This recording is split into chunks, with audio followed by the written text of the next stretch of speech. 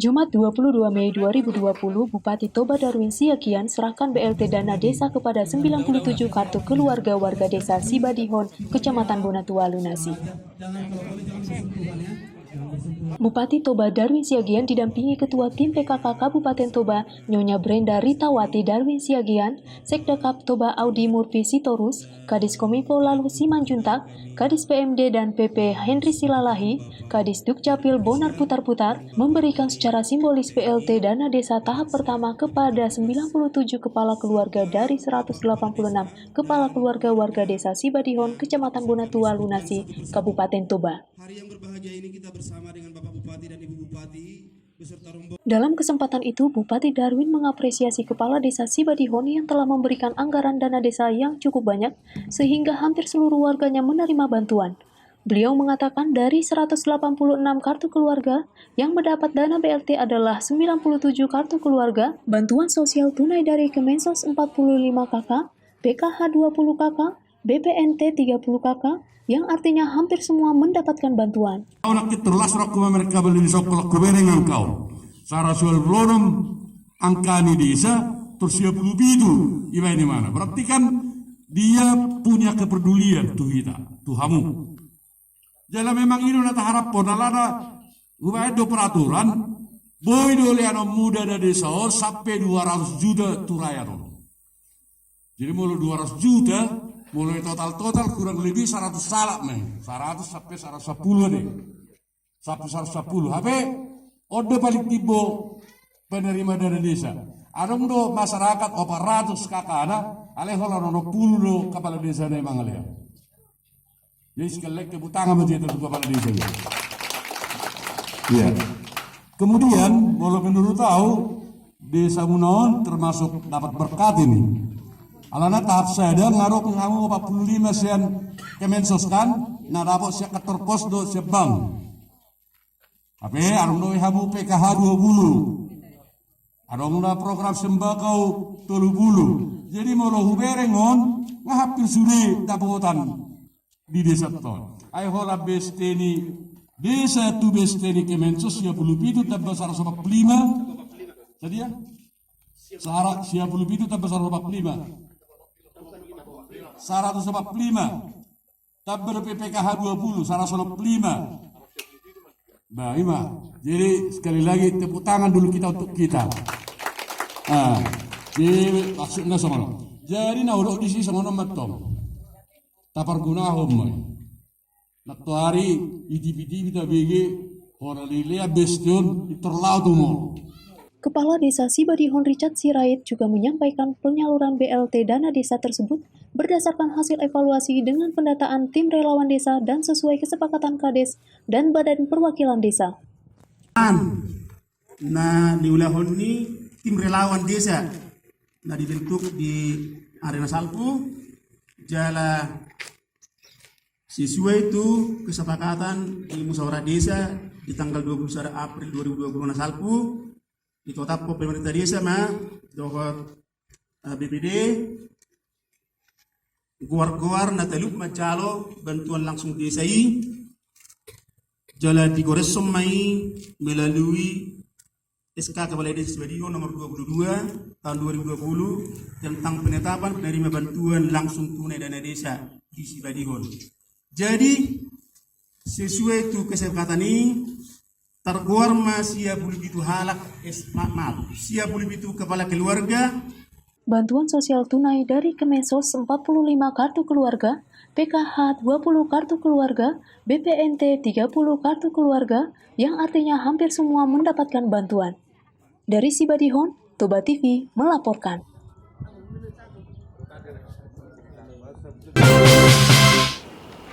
Sabtu 23 Mei 2020, Grace Amalia Margaret Gultom, warga desa Hinalang, Kecamatan Balige, Kabupaten Toba, membuka kelas belajar bersama gratis dengan anak-anak sekolah SD. Yang lainnya masih temanya. Grace membuka kelas belajar bersama setiap hari Senin sampai Jumat untuk memberi pengajaran bagi adik-adik sekolah yang saat ini diliburkan akibat dampak wabah virus corona. Grace Amelia Margaret Gultom adalah pelajar di sekolah SMK 2 Sopo Surung yang duduk di bangku kelas 2. Walaupun mengambil sekolah kejuruan, Grace mempunyai cita-cita untuk menjadi guru. Saat ini Grace mengajari 15 pelajar anak sekolah SD, mulai dari kelas 2 SD, kelas 3 SD, kelas 4 SD, kelas 5 SD, kelas 6 SD, dan kelas 1 SMP. Kalau masalah pendidikan sih udah istilahnya udah makanan pokok bagi pelajar buat meraih cita-citanya. Dari itulah dasar untuk meraih cita-cita, itu sih menurutnya. Kalau pendidikan, kalau misalnya kita nggak punya pendidikan kan sepertinya nggak punya sopan santun, nggak sopan untuk yang di atas. Kalau kita punya pendidikan bisa tampil dimanapun. Dari hati sih, pertama kawan nanya cita-citamu jadi apa sih Grace gitu kan, pengen deh jadi ngajar, padahal masuknya di SMK nggak ke SMA, jadi agak ragu mau ngambil kejuruan. Biarlah murid-murid anak-anak satu kampung aja dulu dilatih gitu, daripada main-main lebih baik meluangkan waktu untuk belajar. Kalau misalnya mereka kurang mengerti, berulang kali ditanya lah, berulang kali untuk dijelaskan supaya mereka mengerti. Dari Kecamatan Balige, Toba TV melaporkan. Buah huruf kecil sini ya. Taunya kau minus huruf kecil kan? Melakukan perintah tinggal di rumah, California kini menjadi salah satu negara bagian pertama yang melonggarkan pembatasan restoran. Tapi bila pun pengunjung boleh bersantap di restoran, pemilik usaha tetap diwajibkan menjaga pembatasan sosial. Our goal is going to be able to kind of manage the front door and do that through reservations, through digital wait lists, so that people can schedule the time that they come to the restaurant as opposed to having to come and then sit and wait.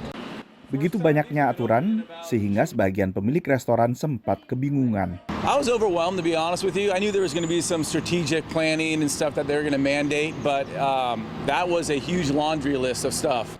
Di antara persyaratan baru tersebut, jaga jarak 2 meter antar meja, menu sekali pakai, penempatan kaca plexi atau plexiglass di antara meja, dan yang paling berat bagi banyak pemilik restoran, pengunjung tak boleh duduk di bar restoran.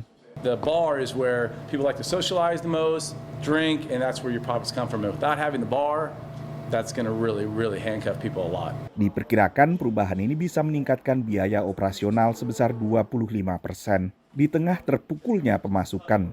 Last night, I called our restaurant supply company, East Bay Restaurant Supply in Oakland, to start pricing out plexiglass.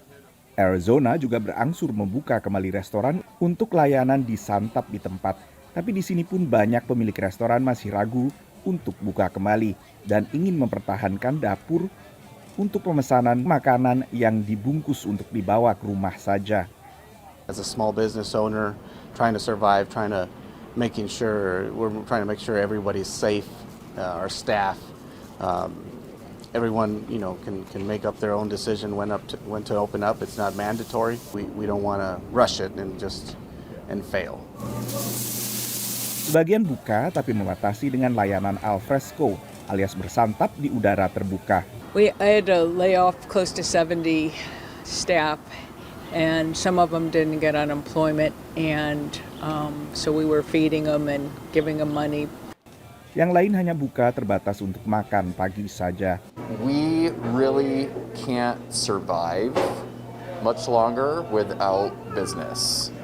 And what we do is really create an experience for our guests, and we always have, and that's been part of our shtick. We've been to Baja a few times, and so it's really nice to be able to actually just be able to be out and be with your family and enjoy a nice meal out. Sejumlah negara bagian memberlakukan pembukaan kembali restoran secara bertahap. Santap di luar pada tahap-tahap awal, lalu santap di dalam ruangan pada tahap selanjutnya. Restoran memang termasuk salah satu usaha non-esensial yang biasanya dibuka paling cepat dengan pembukaan kembali kegiatan ekonomi di sejumlah wilayah. Tapi dengan pembatasan sosial, restoran-restoran seperti ini juga tidak bisa memaksimalkan ruang yang mereka miliki untuk memaksimalkan pemasukan juga yang telah terpukul akibat berbagai langkah pembatasan sosial untuk menanggulangi COVID-19. Dari Washington DC, saya Nova Purwadi dan tim VOA. Ini Tally, robot swakemudi yang dibuat perusahaan rintisan asal California Simbi Robotics. Perusahaan ini mendukung alasan peritel untuk memanfaatkan lebih banyak otomatisasi bertepatan dengan pandemi corona yang memaksa banyak toko tutup dan pekerja harus tinggal di rumah. Tally is a fully autonomous mobile robot that's designed to really help retailers better take inventory within retail stores. Perusahaan robotika ini menyewakan robot pemindai raknya ke supermarket, toko obat, dan pengecer lainnya di seluruh dunia. It creates an opportunity where there is actually more social distancing in the environment because these tasks are being performed by a robot and not a person. Perusahaan lain, Brain Corp, membuat pembersih lantai yang bisa bergerak sendiri dan bekerja saat toko buka tanpa menabrak pengunjung. Ini bisa sangat membantu petugas kebersihan, menurut Phil Duffy, Wakil Presiden Brain Corp. While we're taking the dull and monotonous task of cleaning the floor, which might take 2.5, 3 hours, 4 hours in different locations, that's time saved that the janitors and the operators and the staff can now spend providing the vital and critical services to keep everything else clean. Menurut Phil, tujuannya adalah untuk membantu peritel dan bukan menghapus pekerjaan. We're an advanced tool that allows them to perform at a higher productive level and really enables them to focus on the higher value tasks that robots aren't good at. Great! This game is one of my favorite. First, stand in front of me. Tapi robot memiliki kelemahan, menurut Michael Cui, analis di McKinsey Global Institute.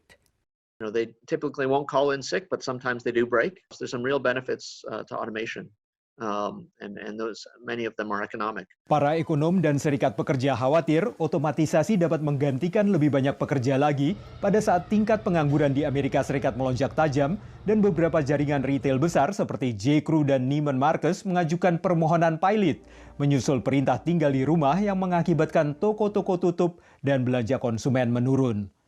Dari Arlington, Virginia, saya Helmi Yohanes dan tim VOA. Kalau kita memang kepepet itu semuanya bisa dilakukan.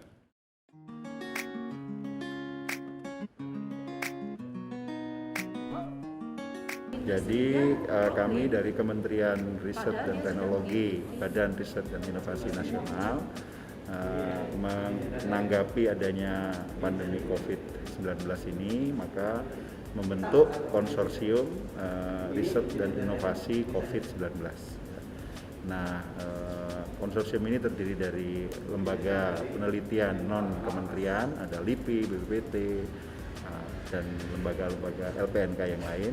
Kemudian perguruan tinggi, ada rumah sakit di perguruan tinggi, Litbang Kesehatan, dan juga kementerian terkait serta industri, ya. Jadi ini sudah meliputi triple helix, ada unsur pemerintah, ada unsur bisnis, ada unsur lembaga penelitian atau akademisinya juga.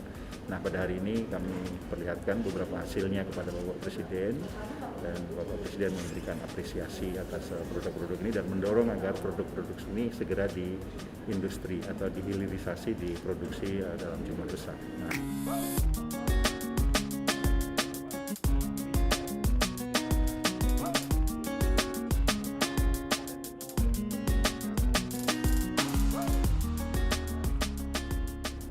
Ventilator buatan dalam negeri yang sudah diproduksi, ini bisa produksi kurang lebih 200.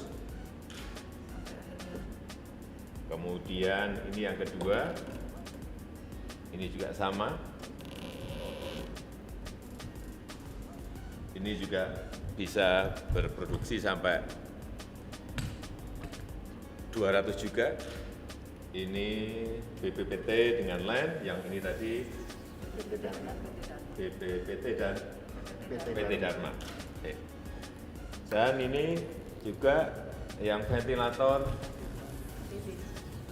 yang dibuat oleh ITB. Ini produksi sudah bisa 1.000, sudah uji klinis juga. Saya kira kalau kita memang kepepet itu semuanya bisa dilakukan. Dan itu dimulai sejak COVID, Maret itu langsung ini bergerak, dan ternyata kita bisa membuatnya sendiri, tidak usah import. Produksi ini saya kira sudah kita ketahui semuanya. Ini juga bisa diproduksi setelah ada masalah. Kalau kita dipepet sebuah masalah itu memang kreativitas, inovasi itu akan muncul. Ini produksi bisa berapa sekarang? Sudah banyak Pak, itu puluhan ribuan, banyak Pak. 200 ribuan sudah bisa. Kemudian juga untuk tes PCR, ini sudah juga kita miliki. 100.000. Ini sudah bisa produksi 100.000. Ini oleh Bio Farma, sudah bisa. Dan ini sudah kita pakai. Kemudian yang untuk rapid test, ini juga sudah bisa kita buat sendiri. Produksi dari Hepatika Mataram. PT Hepatika Mataram dan UGM, ini rapid test. BPPT, UNER. Dan juga BPT dan UNER. Ini produksi sudah bisa Sama 100.000. 100.000. Udah cukup gede. Ya. Saya rasa ini menjadi sebuah kebanggaan kita semuanya karena bisa diproduksi di dalam negeri dan kalau memang nanti di dalam sudah mencukupi justru bisa kita ekspor ke negara lain.